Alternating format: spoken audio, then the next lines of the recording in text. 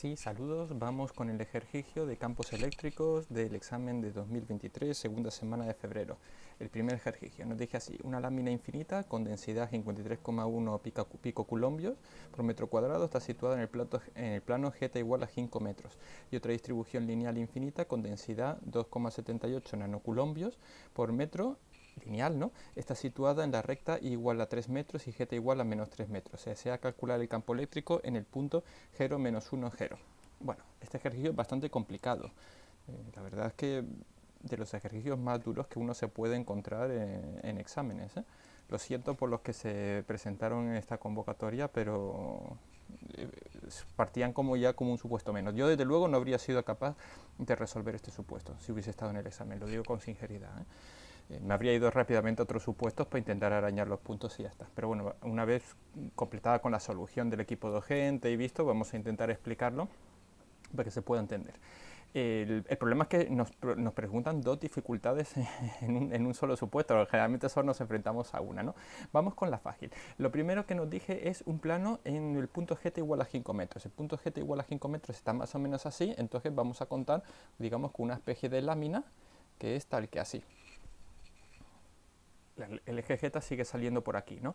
Entonces, una lámina lo que nos va a generar es un campo en esta dirección o en esta dirección. Como me lo están pidiendo en el punto donde la z vale 0, en concreto en el 0 menos 1, 0, es decir, en un punto como por aquí, ya sabemos que la dirección va a ser el vector menos 1 menos uz, va a ir en la dirección el campo ese, ¿no? Entonces, en teoría, aplicaríamos ahora el teorema de Gauss, por esto que igualamos los flujos y así sacamos el campo eléctrico. Yo recomiendo que nos sepamos la fórmula directamente para aplicarla. Un truco es el que digo siempre: aplicamos la fórmula y contamos un poco que ha salido por el teorema de Gauss, que hemos igualado los flujos, para que veamos un poco de dónde ha sacado la fórmula y ya está. Pero es que si no, este ejercicio ya es el infierno, ¿no? Entonces, si aplicamos el teorema de Gauss para esta lámina, lo que nos encontramos es que el campo eléctrico de la lámina, el módulo, por así decirlo, va a ser la densidad dividido entre 2 epsilon sub 0. ¿Vale? Eso ya digo, sale de aplicar Gauss. Entonces, ¿cuál es la densidad? La densidad es 53,1 por 10 elevado a menos 12 coulombs por metro cuadrado. Ya lo paso a unidades del sistema internacional. Y esto dividido entre 2 por E0. Y E0 nos dije el supuesto que es 885 por 10 elevado a menos 12. Qué magnánimo el equipo de gente, ¿no? Me permite simplificar esto 10 a menos 12. Como el ejercicio es tan facilito, ¿no? Por si alguno no me conoce todavía, estoy hablando en sentido irónico. Entre 8,85, 3. ¿Vale? Entonces me sale que el campo eléctrico aquí es 3 newton por coulombio. Como hemos hecho con nuestra gráfica, ya hemos decidido que va en la dirección UZ, esto es menos 3 UZ. Aunque suena un poco optimista, ya hemos hecho la mitad del ejercicio, pero esta era la parte fácil. ¿Vale? Ya tenemos un trozo de campo hecho. Ahora vamos con el segundo tramo de campo. Tenemos aquí nuestros ejes X y Z. Y nos dije que es una recta que pasa por los puntos I3 y Z menos 3, ¿no? Entonces I3 está como por aquí y Z menos 3, si esto sigue por aquí, subiría por aquí, ¿no? Entonces el punto 3 menos 3 va a estar por aquí. Es decir, que la recta, si nos fijamos, ¿en qué va a consistir? Siempre tiene que pasar por el punto 3 menos 3. Entonces lo que estamos obteniendo es una recta que va por aquí detrás, que es paralela al eje de las X. ¿Y cómo sabemos que esto iba a ser así? Pues aparte que no es nada fácil de verlo, pues imaginemos que cogemos un punto, por ejemplo, donde x es igual a 7, por poner un ejemplo. Pues si subimos, vemos que este punto está en la y situado en 3 también, y no nos olvidemos que estamos en 3 dimensiones. Si vamos por atrás, veremos que estamos también en el punto menos 3. Es decir, únicamente es moverse paralelo al eje x. Un truco que se puede hacer para entender esto, insisto, que a mí todo esto no me viene por inspiración divina, de que he seguido la solución del equipo de gente y he tardado un ratito en darme cuenta. No es nada fácil esto. Pero un truco que podemos hacer para imaginarnos esto es bajarlo a 2 dimensiones. Imaginemos por un momento, que podían haberlo preguntado así también en el ejercicio, pero bueno, imaginemos por un momento que me hubiesen dicho, no, es que es una recta que pasa por, que son 2 dimensiones, y que es una recta que pasa por el punto igual a 2. Claro, si son 2 dimensiones y me dicen a mí que la recta pasa por el punto siempre pasa por el punto igual a 2, pues entonces no me resulta muy difícil saber qué es esta recta. ¿Se dan cuenta? Aquí está el punto igual a 2, siempre paralelo al eje de las X. El que me hayan metido una dimensión más también definida no me va a alterar nada. Haz que también que sea una única recta, ¿vale? Entonces con eso ya tenemos determinado por dónde va nuestra recta. Entonces, ¿cómo funciona el campo eléctrico? Bueno, por cierto, a todas estas, esto baja por aquí, el eje de las Y es el negativo, estaría por aquí debajo, ¿no? Ahí. Estaría por aquí debajo y el punto -1 pues estaría en un sitio tal que por aquí, ¿no? Aquí estaría el punto -1. Entonces me están viendo, oye, ¿cuál es el campo eléctrico que va a haber por aquí, ¿no? Entonces, en un cable, el vector de campo eléctrico es radial, ¿vale? Es decir, va a salir en todas las direcciones del cable. En todas menos en una, si nos fijamos. ¿Cuál es la única dirección en la que no va a salir? En la del propio cable, ¿vale? Entonces, ¿eso qué significa? Que la componente UX no va a existir. Es decir, es un vector radial, UR, de estos, ¿no? Que definimos, que siempre hemos dicho que es un radial en los ejercicios y ahora lo vamos a tener que descomponer en sus componentes para poder hallar el vector en el punto -1, pero la característica que tiene es que en el eje de las X no va a haber nada. Esto también es una cosa complicada de ver, vamos, le he estado dando yo vuelta un rato, ¿no? De hecho, me vuelvo otra vez al caso de 2 dimensiones para explicar esto. Imaginemos que hubiera solo 2 dimensiones. ¿Cómo sería el vector campo eléctrico? En un determinado punto, por ejemplo, aquí. Bueno, pues yo cojo un determinado punto del cable y sé que me va a hacer un campo eléctrico. Imaginemos, es un cable positivo, porque la carga me dicen que la distribución de carga es positiva. Entonces la carga va a ir para allá. O sea, perdón, el campo eléctrico va a ir en esa dirección. Que si lo descompongo, va a ir en una dirección para allá y otra dirección para allá. Hasta aquí correcto, ¿no? Pero siempre, como es infinito, siempre puedo encontrar una carga simétrica que me haga un campo eléctrico en esta dirección, que cuando lo descomponga se me va a descomponer un lado para acá y otro lado para acá. Entonces, si nos fijamos, esta flecha de aquí con esta flecha de aquí se me va. Y si únicamente se me quedarían las flechas de arriba. Entonces, si solo lo hago en 2 dimensiones, el campo eléctrico del cable es por arriba así, y por abajo así, o dicho de otra manera, no hay componente del eje X, únicamente habría componente del eje Y. En 2 dimensiones se ve mucho más claro, ¿no? Pues en 3 dimensiones no va a cambiar, es decir, el componente UX no va a existir, únicamente va a existir las componentes Z e Y. Aquí hago un inciso. Yo estoy pintándolo así, porque así es como lo he hecho. Yo siempre pinto los ejes así, X y Z, ¿no? El equipo docente en su solución ha reorientado los ejes y sin que sirva de precedente es un buen truco, ¿vale? Porque su gráfico queda muchísimo más intuitivo que el mío. O sea, en este caso el equipo de gente, por eso es el equipo de gente y sabe hacer las cosas, ¿no? La verdad sea dicha, pero nos quedamos con la idea del truco ese, que a lo mejor me puede interesar cambiar los ejes para reorientar. Ojo, que yo cambie los ejes no me va a cambiar el resultado, ¿vale? Porque el punto -1 de la solución sigue siendo el punto menos i. Otra cosa es que yo esta i la represente aquí o la represente aquí, donde está la jeta. Eso es otra historia, pero siempre será menos i, o sea, -1 del eje de las i's. Entonces no me altera la solución y me puede beneficiar el dibujo. En cualquier caso, confío, lo estoy haciendo de esta manera para que veamos otra alternativa, ¿no? Entonces, ¿qué me están pidiendo? El campo eléctrico en el punto -1. De nuevo, aplicamos Gauss para, en este caso, conductores rectilíneos, ¿no? Entonces, en el caso del teorema de Gauss para conductores rectilíneos, lo que nos queda, además de que es un vector radial, el módulo, que es lo que nos interesa calcular ahora, ¿dónde lo tengo? Por aquí, lo tengo por aquí apuntado. El campo eléctrico derivado de un conductor rectilíneo, un segundo que lo he perdido de vista por un momento, lo tenía por aquí, es igual a la densidad lineal dividido 2pi epsilon sub 0 por la distancia. La densidad lineal nos la dije ahí, 278 nanoculombios, es decir, 278 por 10 elevado menos 9 culombios por metro.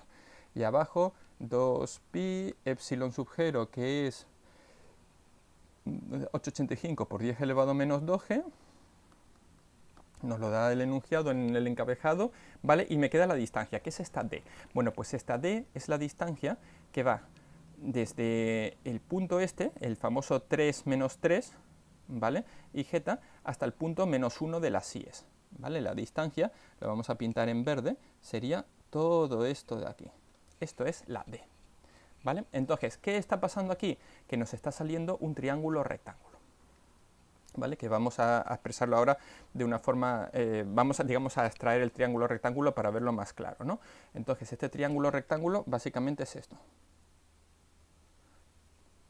donde esto vale 3, y claro, aquí estaba el 0, y ahí está el menos 1, es decir, que todo esto vale 4.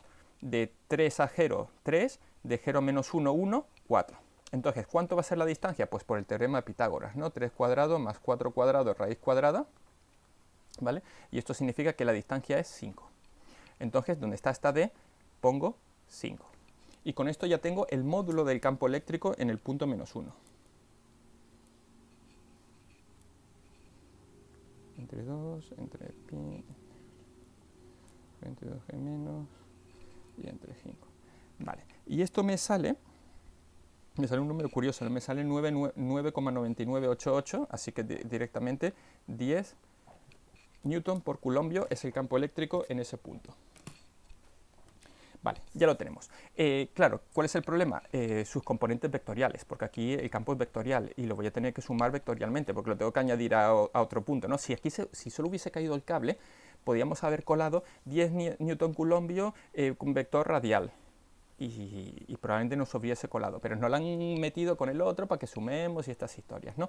Entonces, lo que tenemos que hacer es seguir aplicando más trigonometría aún, para que nos entendamos. El vector campo eléctrico, en este punto hemos dicho que sale radial con componentes en la Y y la Z, es decir, si seguimos esta línea verde, realmente el campo eléctrico en menos 1 pues será algo tal que así. Que tenemos que descomponer a su vez, vamos a hacerlo con el amarillo, que lo vamos a descomponer en una componente del eje Z y en una componente del eje Y.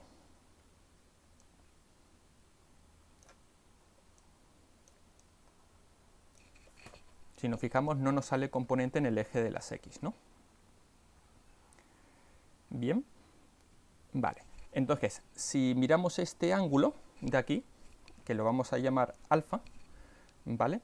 Este va a corresponder con este de aquí. De manera que lo que nos encontramos es que en la componente Z del vector UZ del campo va a ser igual al módulo que hemos hallado antes por el coseno del ángulo.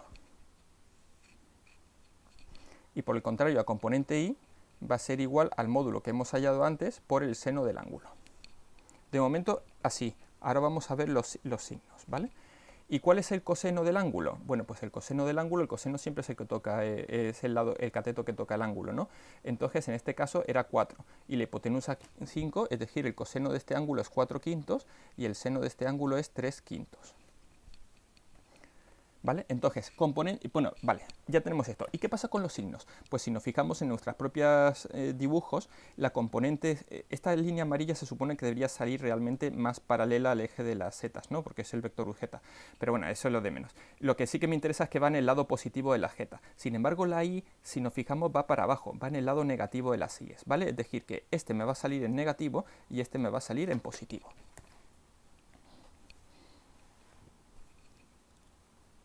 Bien, continuamos entonces, ¿no? Hemos dicho que el campo era 10, entonces, ya nos ponemos en color normal, el componente UZ, correspondiente al UZ, va a ser a 10 por el coseno del alfa, que hemos dicho que eran 4 quintos.